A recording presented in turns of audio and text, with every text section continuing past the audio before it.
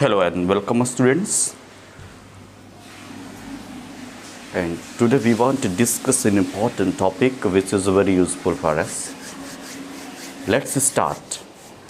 तो इसके पहले हमने पास्ट परफेक्ट टेंस को पढ़ा हुआ था और उसके महत्वपूर्ण स्ट्रक्चर को जाना था, और वहाँ पे हमने ये पिछले क्लास में ये सीखा था कि what is the different between before and after, when we use before and when we use after. ये चीज़ें हमने सीखा हुआ था वहाँ पे। तो मैं बात करना चाहूँगा आज की जो पास्ट परफेक्ट टेंस है, पास्ट परफेक्ट टेंस की स्पेशल स्ट्रक्चर, ओके, जो बहुत ही एडवांस है। आप सभी ने तो पढ़ा होगा, आई होप आपने सभी स्ट्रक्चर्स को पढ़ा होगा, लेकिन मेरा काम क्या है, आपको उस कॉमन चीज़ों से बेहतर बनाना। आपको उस कॉमन चीज़ें जो आपने पढ़ी हुई है वो सभी पढ़ते हैं, लेकिन यहाँ पे आपको सीखना है कि what is the basic and advance structure and we want to discuss that.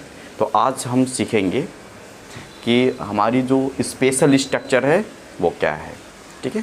तो आज स्पेशल स्ट्रक्चर के बारे में डिस्कस करेंगे, ठीक है।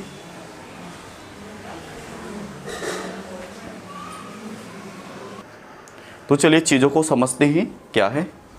तो हम बात करेंगे स्पेशल स्ट्रक्चर, ठीक है। तो चलिए देखते हैं इसको। तो ये इस स्पेशल स्ट्रक्चर का यूज कहाँ है, सबसे पहले हम जानेंगे। तो जब हम बात करते हैं काश, जैसे बात आती है काश ये ऐसा हुआ होता है, ठीक है। तो क्या करते हैं, हम बात करते हैं जब काश आती है, काश ये ऐसा हुआ होता तो ये ऐसा नहीं होता, ठीक है। इस प्रकार से चीज़ों को बताने के लिए हम इस फार्मूले का उपयोग करते हैं, ठीक है।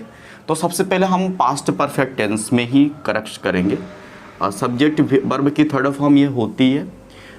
पास्ट परफेक्ट टेंस का स्ट्रक्चर पता होगा, तो पास्ट परफेक्ट टेंस में क्या होता है, सब्जेक्ट, इसके बाद हैड और वर्ब की थर्ड फॉर्म होती है। लेकिन इसको यहाँ पे हमें थोड़ा सा चेंज करना है। सब्जेक्ट के पहले हमको हैड रखना है, हैड सब्जेक्ट और वर्ब की थर्ड फॉर्म, इसके बाद हम ऑब्जेक्ट लगाएंगे, ठीक है। इसके बाद अगला जो हमारा कॉन्टेक्स्ट होगा, जो हम कॉन्टेक्स्ट को जोड़ करके हम उसको फ्यूचर को इंडिकेट करते हैं, ठीक है, वो हो जाएगा सब्जेक्ट वुड हैव और वर्ब की थर्ड फॉर्म। इसका एग्जांपल्स हम समझते हैं। जैसे had the student studied honestly, had the student studied honestly they would have succeeded. काश विद्यार्थी अच्छे से मेहनत किए होते तो वो सफल हो गए होते, ठीक है। यहाँ पे बात आ रही है काश, तो काश विद्यार्थी अच्छे से मेहनत किए होते, ईमानदारी से मेहनत किए होते तो वो पास हो जाते, सक्सेस हो जाते, ठीक है। तो इसको हम सबसे पहले हैड से रखा, हैड, इसके बाद यहाँ पे सब्जेक्ट लगाया द स्टूडेंट, द स्टूडेंट हो गया सब्जेक्ट और हैड हो गया। इसके बाद वर्ब की थर्ड फॉर्म, तो स्टडी का थर्ड फॉर्म होता है स्टडीड, ये हो जाएगा स्टडीड। ईमानदारी से तो हो जाएगा ऑनेस्टली। तो had the student studied honestly, इसके बाद कॉमा है तो कॉमा यहाँ पे लगाएंगे। अब यहाँ पे सब्जेक्ट वुड और हैव और वर्ब की थर्ड फॉर्म यूज करनी है। तो जैसे आपको पता है कि नाउन बार बार रिपीट नहीं होता है, द स्टूडेंट है तो उसको हम दे में कन्वर्ट कर देंगे। तो दे वुड हैव, सब्जेक्ट में दे हो जाएगा, वुड हैव को हम सेम चीज़ रखेंगे। वर्ब की थर्ड फॉर्म, तो वर्ब की थर्ड फॉर्म क्या हो जाएगी, सक्सीड, सफल हुए होते, ठीक है। तो इस प्रकार से सेंटेंस से हमारा क्या हो गया हिंदी में कि यदि विद्यार्थी ईमानदारी से मेहनत किए होते, या काश विद्यार्थी ईमानदारी से मेहनत किए होते तो वो सफल हुए होते। इस तरह से बताने के लिए, जैसे अभी हो गया, कुछ और भी एग्जांपल हम ले लें, जैसे हम अच्छे से किए होते तो ऐसा हो गया होता है, ठीक है। तो कुछ चीज़ें हम जो काल्पनिक चीज़ें बताते हैं कि काश ऐसा किया होता तो ऐसा हुआ होता, इस प्रकार से, ठीक है। अगला एक, इसको एक तरीके से और हम बना सकते हैं। इसको हम सबसे पहले इफ़ को पहले रखेंगे, इसके बाद सब्जेक्ट हैड वर्ब की third form means perfect tense. If के बाद हम पास्ट परफेक्ट टेंस का स्ट्रक्चर, इसके बाद सब्जेक्ट वुड है वर्ब की थर्ड फॉर्म, वो सेम चीज़ें रहेंगे वहाँ पे, ठीक है। तो इसमें क्या हो जाएगा, इफ़ सब्जेक्ट हैड और वर्ब की थर्ड फॉर्म हम लगाएंगे। अब ये स्ट्रक्चर जो है मैंने पिछले वीडियो क्लास में पढ़ाया हुआ है, जो स्ट्रक्चर पढ़े हुए हैं कि पास्ट परफेक्ट टेंस का मेन स्ट्रक्चर क्या है, ये तो भी एडवांस हम सीख रहे हैं, ठीक है।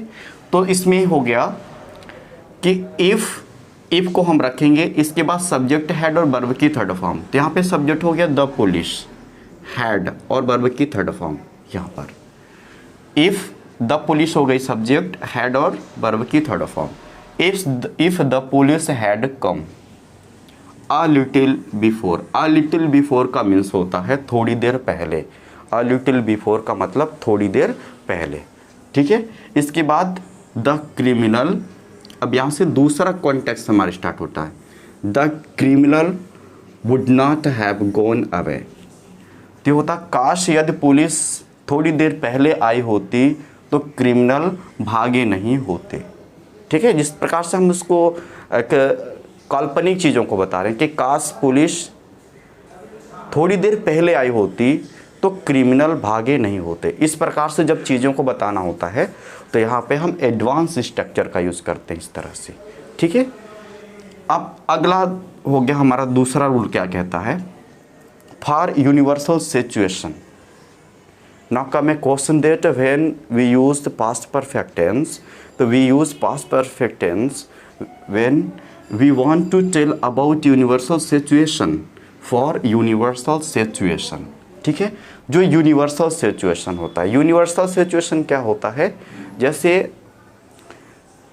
हमारा अर्थ हो गया, तो ये एक प्रकार से मान्यता है कि ये अर्थ है। यूनिवर्सल मतलब ये होता है कि जो मान्यता वाली चीज़ें होती हैं, जैसे सूर्य पूरब से उगता है तो ये मान्यता है कि सूर्य हमारा पूरब से उगता है, उसको हम मान लेते हैं।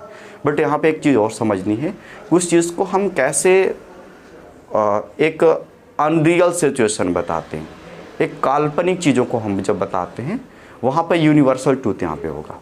जैसे यूनिवर्सल सिचुएशन को बताना हुआ कि I wish India had become free in 1920। जैसे हम सोच रहे हैं कि काश भारत 1920 में ही आज़ाद हो गया होता।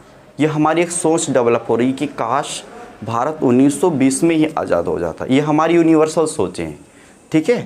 तो ये एक यूनिवर्सल सिचुएशन बताता है। तो जब यूनिवर्सल चीज़ें बतानी होती हैं तो वहाँ पे हम इस फार्मूले का यूज़ करते हैं। आई विश हम पहले रखेंगे, सब्जेक्ट हेड वर्ब की थर्ड फॉर्म, मतलब पास्ट परफेक्ट टेंस के पहले हम आई विश जोड़ देंगे तो वहाँ पर यूनिवर्सल सिचुएशन हो जाएगी। एक बार हम फिर से यूनिवर्सल सिचुएशन को समझेंगे कि यूनिवर्सल सिचुएशन क्या है। तो जब हम कभी सोचते हैं कि काश भारत 1920 में आज़ाद हो गया होता, क्योंकि अभी 1947 में आज़ाद हुआ तो फ्रीडम हमें आई, तो इसके पहले हम क्या सोचते हैं कि काश भारत 1920 में आज़ाद हुआ होता। तो इस प्रकार से जब हम सोचते हैं काश ये काम यहाँ हुआ होता, काश प्रधानमंत्री पहले आए होते, इस प्रकार से चीज़ों को बताना हुआ तो, ठीक है।